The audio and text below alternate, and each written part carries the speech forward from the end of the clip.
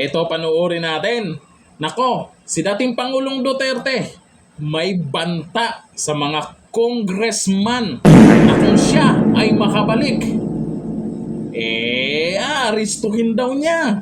Aba, ito. Kayo, nagpasok sa Congress, election, nanalo, Seiko, paglabas niyan, pagkatapos, Rolex na. Pumunta ng Malacanang, nakatamaraw, paglabas niyan, ng Mercedes-Benz. Busog kayo lahat. Tingnan ninyo yung mga bahay noon ng mga congressman at tingnan ninyo ngayon kung ano kayaman sila, lalo na yung mga bahay nila sa Maynila. Mga wala kayong prinsipyo, mga puto ninyo. Balik ako, arestuhin ko kayo lahat. Ano kayo masasabi niyo dito? Totoo kayang nangyayari yan ngayon? Baka naman talagang nakakayaman pag naging congressman ka. Baka naman masyadong malaki yung sahod ng bilang isang congressman, no? Di ba?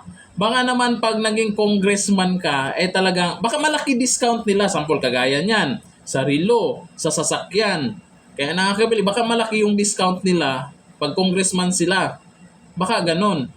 Baka naman iba yung pamumuhay na nila pag naging congressman. Pero hindi lahat po ng congressman ganyan, ha, na mga walang prinsipyo. Pero yun nga ang kinakatakot ng mga congressman na to, mga congressman, congresswoman. Lalo na nagsalita na naman si dating Pangulong Duterte, ay talaga maghahanap ng paraan yung mga yan para hindi makabalik ang mga Duterte, kahit sino, kahit yung anak. Dahil nga aarestuhin daw, ipapa-aresto daw. Siyempre, malalaman kung ano yung ginagawa. Kasi, sabi ng karamihan, lalo na sa mga netizen, marami daw crocs. Sana all. Crocs. Makakabalik kaya ang mga Duterte? Abangan natin yan.